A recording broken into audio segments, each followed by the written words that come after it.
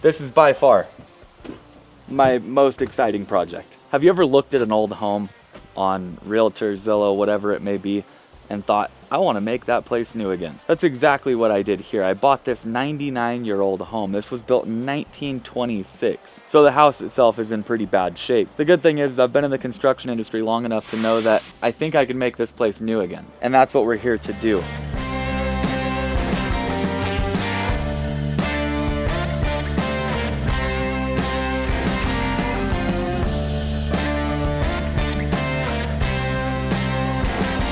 My name is Matt Pinella with Matt Bangs Wood, and we are going to dive into this thing headfirst together and show you guys the whole process from start to finish on remodeling my 1926 home. By the time we're through with it, ideally you can't even recognize this place. But let's head inside. I'll show you guys what we have to do, what we're going to get started on, and the beginning steps of what is going to be a very long process. Today's a big day. I've owned this house for like 5 months now. And in the process of that, I have got my studio built out, I've got the yard prepped and cleaned up a little bit, and got a lot of the trash out of here. But today is the day that I can finally take a hammer to these walls, get rid of all this plaster, and start making the place new again. Before I get into demolishing this home today, I want to talk you guys through what we plan on doing. Let's make it quick, bounce room to room, and talk to you guys about the changes being made. Starting off, this renovation is what we call a full gut renovation. We're not coming in and changing the wall coloring, changing the ceiling, adding a few accent pieces here and there. I'm stripping everything out of this building. The only thing staying on this renovation is a little bit of the electrical, some of the plumbing, and the rough framing itself. Now with that said, these windows go away and make one large window. This window is going to remain but change in size. Door gets swapped out for a nice new modern door, a little bit taller. We're using Sierra Pacific windows, so we're going to have a nice black window that should make the white board and batten on the outside pop pretty well. Now when you walk in the front door, you're in the living room, you take a left, you're in bedroom number 1. This is one of the bigger changes that we're making to this property. We're going to close off this section here and open up from here and over. One of the other larger changes we're making, we're getting rid of the little wall heater here, and we're swapping out this whole entire wall here, which is currently load bearing and carrying half of the roof, for an LVL flush mount beam up into the ceiling. So this is all going away. Now as we walk through this little doorway, that load bearing wall is currently where the backing is for the oven. That's going to change. We are going to have the oven here, a cabinet here, sink, cabinet, and then the refrigerator right over here with an end cap to close it all off, and an island right here. From here to here was originally blocked off, and this was just a wall. This was the back of the home. They wanted to add in some square footage, so they went ahead and framed 5 inches out of level this little back pop out. This measures out to about 8 foot by 14. This is going to be a pretty cool little space. I have to structurally repair the backside, bring it up 4 to 5 inches to where this is level going all the way through here. We're swapping out a few of these windows, getting rid of others, and making this so we have a nice little walk-in pantry along with a laundry room. So currently bedroom 2 is right off of the back side of the kitchen here. I'm going to change that. We're going to block this wall off over here, and we're going to put a door in right here. That door is going to open and face bedroom 1 door on the other side, along with bathroom door just to the right. So you're going to walk into this little nook and have bedroom 1, bedroom 2, bathroom, as opposed to what we've got right now. We're in bedroom number 1 right here. The bathroom door is right there. The same 3-door setup happens in this room as the other one. So we have the entry door, the closet door, and the bathroom door. 3 doors in a 10 by 10 room is just a little too much. Now this project is going to start on the inside. I'm going to strip the whole entire thing out, redo everything, have it completely wrapped up, and the outside will look like it hasn't been touched. We're in the middle of winter right now, and I want to make sure that it's nice and warm outside when I go to do the siding. So once that time comes, the interior is complete. We'll go ahead and swap out all the doors, all the windows, redo all of the siding, potentially redo the roof. I have some entryway changes we need to do, and then we're on to landscape, hardscape, and doing the driveway. Good stuff. I think by the time we're done with it, we're gonna have a home that any family could walk in here and be proud to live in. That's the goal at least. But let's grab gloves, my mask, and some tools and get into tearing this thing apart. It's the moment I've been waiting for quite some time.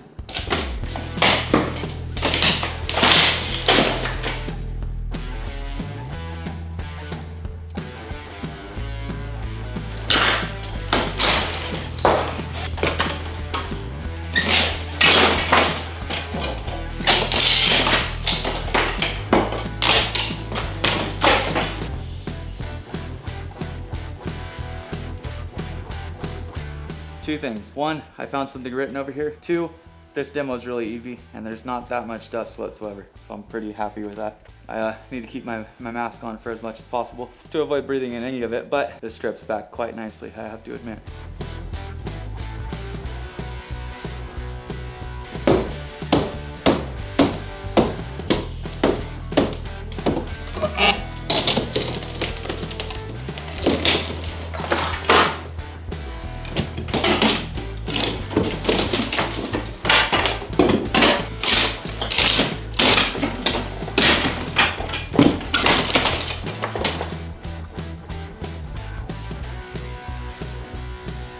Right here and up, I have a chimney on the backside. There used to be a fireplace in here at some point in time. It was all buried and covered up. The bottom of it was torn out. I don't know exactly where it was. It could have been directly in this corner, but I'm finding water damage up in the top corner there. So far, it's just a little bit of moisture. There shouldn't be a drop of moisture in this house. Nothing at all. Shouldn't be wet. But the fact that it is tells me it's been soaking for a minute.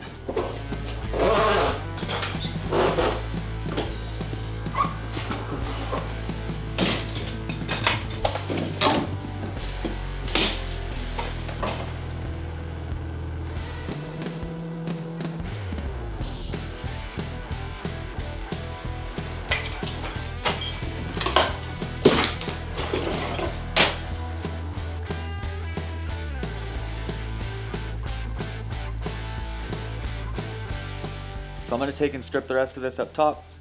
I wanna open up this load-bearing wall, see what's inside of here, strip it on the back side as well. That'll take me into the kitchen, which will be a nice little entry into that point.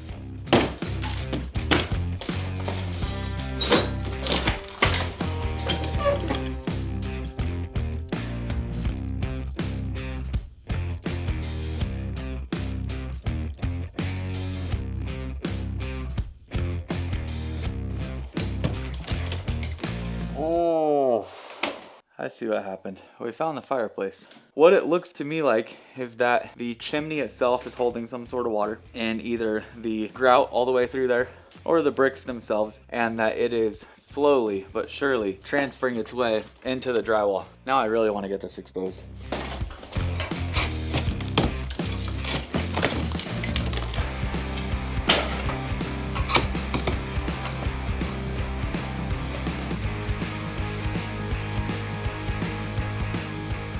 That's definitely the case. Moisture buildup in here, slowly seeping out all around it, and also having that drywall direct up against the backside of this brick. So down here I have a little gas hookup with a ball valve, and then over here I have my 220 outlet. This wall is what we're taking out right now. We need to be careful of that, and we need to be careful of this. I don't know what either one of them look like. I don't know where they run underneath. I'm not cutting anything, just carefully breaking all this out.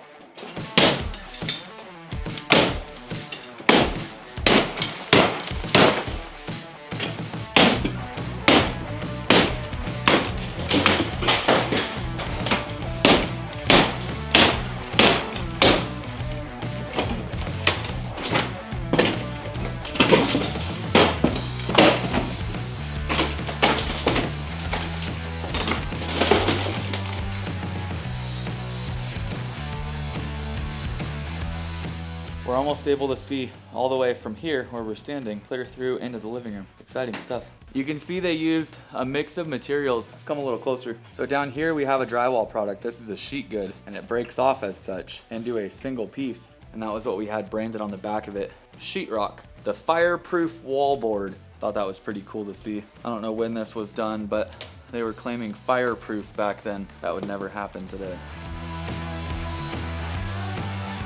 So while tearing this stuff off the wall is fun, I have to make sure that I have nothing left in these studs before I go to do my drywall. So I'm gonna tear everything off, just rough this place up, get it all out of here, and then I have to go back through and individually pull or hit back in every single nail. Keep in mind, there is a nail every inch all the way through, maybe every inch and a half through the whole entire house, every 16 inches. I have to take out every single one of those or it's gonna pop through on my drywall when I go to put it up. And we want a nice clean install. This place is taking great shape. I'm super happy with it. Demo is one of those things that I don't think I could have tackled by myself. Reframing the floor system, jacking up the structure on the backside, reframing all of my openings, siding the outside of this place, roofing it, you name it, I'm pretty sure I could do it by myself with ease. But when it came time to do demo, it's a difficult thing. This house has consisted of a ton of dump runs, more contractor bags than I could possibly buy, and a lot of hard work. I demoed the living room in here to see what I was dealing with to make sure that the building wasn't all that bad. And I stripped off all the baseboard, all the trim, and a bit of the plaster in the bedroom over here so that I could see what was going on. Once I was in the clear and I knew there was going to be no crazy surprises, I brought in a crew that does this all the time to take care of it.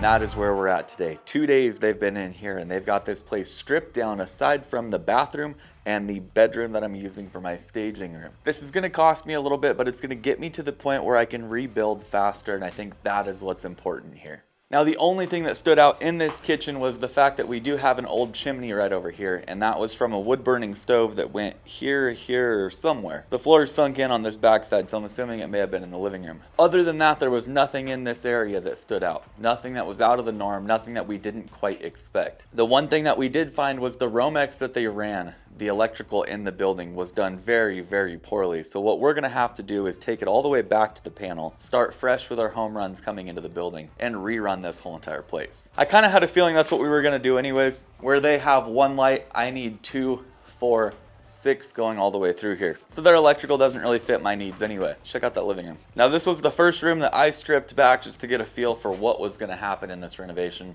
I peeled off this wall here, that wall there, and the wall you guys are currently looking through, and didn't find a single thing that stood out to me, which was great. The way that construction was done back in the day, you can't really expect it to be all that great, where you have 2 king studs coming in, a header that goes across, and then trimmers or jack studs to support everything on the sides. So the load path of the roof comes down onto the top cripples, onto the header, and then down the trimmers of the jacks. There is not one in this whole entire house. So every single opening in this house has no support whatsoever. The headers are nailed into the king studs, and that was the opening. But let's check this out, because this is my plan for the hallway area. You guys can finally get a feel for what's going to happen. The plan here is to take out this stud, replace another one right next to it, put a beam up on top of the plates over to the top of this plate, cut out all these studs, cut out this dividing wall in the middle here, and instead of having a doorway there and a doorway there to get into the bedrooms, we're going to walk into this hallway, which would be here, and you're going to have access to go into bedroom 1, bedroom 2, and the bathroom. It's only about 3.5 feet deep, and it's only about maybe 5.5 feet, 6 feet wide. But that being a hallway space instead of the 2 closets that we've got right now should help out quite a bit. I want to tell you guys about something that we're planning on doing on this build that you guys will see later on, but I think is an incredible idea to maximize space in this house. My home is barely over 700 square feet. This place is fairly small. If you can't make things bigger, you make things taller. And the way that we can do that in this room is really, really easy. And I'm going to show you guys step by step in a future video just how it's done. But this room right here, if I take this wall that's on the left hand side here and I cut out these ceiling joists and I continue those studs with a new plate all the way up to the top of the ceiling where the rafters are, I cut out the ceiling joist on this side. I then have a complete vault all the way through. Now there's a problem with that. I can't get the insulation that I need in there. I need 10.5 inches for my insulation. So here's the plan. We take a 2x6 from where the ceiling joists land right now, and we run that 2x6, not on a 3-12 that matches the roof pitch, but a 2-12 up to the side of the new wall that we build over here. What's that gonna do? It's gonna look something like that. We'll have the 3-12 pitch up here, the 2-12 pitch down here, and it'll be vaulted all the way through. This is gonna cost me essentially nothing to do other than some time. With this room being about 10 feet wide and us having a 2-12 vault, that means for every 12 inches we run this way, I grow 2 inches. So over the course of 10 feet, I'm gonna grow 20 inches taller. So this section over here wouldn't be 8 foot anymore. You would be 116 inches tall. And it's gonna make this room feel so much bigger. My plan right now is to do the same thing on the other bedroom as well. I think once we block off the doorway here, we have one entrance into the room and we've got a nice big vault in here. This thing is gonna feel quite a bit bigger than what it really is. The more you can simplify a space, the better off it's gonna function. I have an old window here, so that's opening 1. I have door 2, door 3, door 4, window 5. I have 5 openings in a 10 by 12 room. It's just way too much. Once we have that opening taken care of there, we're gonna be dialed. Other than our plans to vault the place, the roof sheathing itself looks really good. They went over the whole roof not too long ago. We have OSB up on top of our 1x4 strips that we have. That was a big part of why I wanted to buy this house, was because I knew that the updated electrical was already in here and the roof was done recently. So now that I've got this place stripped out, it gives me the opportunity to get everything that I want done. I can take out walls, I can add windows, add doors, and turn this house into exactly what I'm after. There's gonna be a few things on this build that I do subcontract because it makes 10 times more sense for professionals to come in and handle their scope of work. Demo is one of those things. Along with that, we have drywall taping and mudding. I'm having somebody texture this place, and then I'm gonna have somebody come in and do the installation as well. There's a reason behind each one of these things. The demo is a very difficult process, and the more people you have, the faster it goes. Being by myself, this would have taken me over a week to do, and I didn't want to break my back on it. So it made more sense to subcontract it out and get it taken care of. I'm gonna do all the drywall in this place, board everything up, the ceiling, the walls, etc., but I'm bringing someone in to tape the place. My reasoning for that is so that this place comes out as crisp and sharp as possible. I'm not the best drywaller. I can board this place no problem, and I plan on doing so. In my staging room over here, I have a brand new drywall lift that just got dropped off from Home Depot. I'm gonna use that to lift my panels up onto the ceiling, so I plan on boarding the whole entire house, but I am having someone else tape it. Someone that does this stuff all the time not only is gonna be much better at doing it, but they're gonna be a heck of a lot quicker. And the last thing that we're subcontracting out on this building is going to be the insulation. I insulated with Owens Corning on the studio because it was a smaller space. I did my air sealing all the way around, wrapped everything up, threw my bats in, and the place is as nice as it could possibly be. But a house of this size, there's a lot more opportunity for air leakage. But I want a professional company to come in here and handle all of the air tightness around the building, make sure that we're sealed up as best as possible, and they can knock it out 10 times quicker than I could. But with the drywall being taken care of, the insulation getting taken care of, and the demo now being complete, we should have a nice clean finish on this build. One of the first things we need to do is mark out what's being changed on this place. If you want to look at the plans from this house, you can click the link in the description down below and check those out. We need to open up all of this. All that's got to come out. We need to close this off. Now I could do things very easily and just stud down from here and just continue this and close this doorway in, but since it's so easy just to cut out the header and the top cripples, I'm just gonna plate across here and reframe this with full height studs. It'll make it a lot easier on me, look a lot cleaner as well. We're getting rid of this wall here. Getting rid of this chimney. This will be opened up all the way through here. Now you might be wondering, Matt, why did you go ahead and have them strip the house, but you didn't have them take this stuff out? This wall right here is fully load bearing. It's got a ton of weight up on top of it. It's carrying the weight of the roof up above. I had them come out and strip everything cosmetically, strip all the plaster off and everything else. When it comes time to stripping stuff out that I plan on putting back, like all the new rough framing in here, I would rather do the demo. So I'm gonna strip out this chimney all the way through, tear out all this down below here. Since our hallway in here is going to act as our new entry to the bedroom, this wall needs to close off as well. I need to demo all of this that I'm standing on here, but I'll get to that at a later date. Now this right here used to be an exterior wall going all the way through. They enclosed this patio cover on the back section, and I'm not gonna lie, they didn't do it very well, but I like the additional space. So my plan is to structurally repair this, bring it back up to level, and leave all of it. I do plan on stripping out the joist, getting rid of this roof that we've got back here because that just looks terrible. If I bought a house and I knew that that was hidden in there, I'd be kind of bummed out. But we have this coming through at about, I'm like 6'4", so this has got to be like 6'5". This here needs to come out. I plan on bringing it all the way up to the ceiling joist. So we'll install a beam from here up to here and flush that out so that you just have a seamless transition down and under all the way out. That'll be pretty clean. And this wall right here acts as the wing wall for the edge of the cabinet, so this is gonna stay built out to where it's at. New door gets put in, so this will get swapped out eventually. We have a lot of work to do. I'm gonna take that out. All this old electrical needs to come out.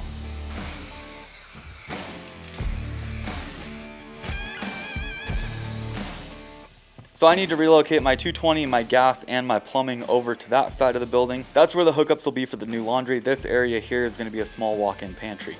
What a fun episode this was. This home has been used as a rental property for decades now. We got to see it in that form and then now completely torn apart and ready for renovations. We stripped the whole entire place out completely and it's time to rebuild. That's what's going on in the next episode and I can't wait to show you guys. Subscribe button is down below. Leave a like on this video. Shaved off the mustache as well. Keep learning, keep building, and I'll see you guys in the next one.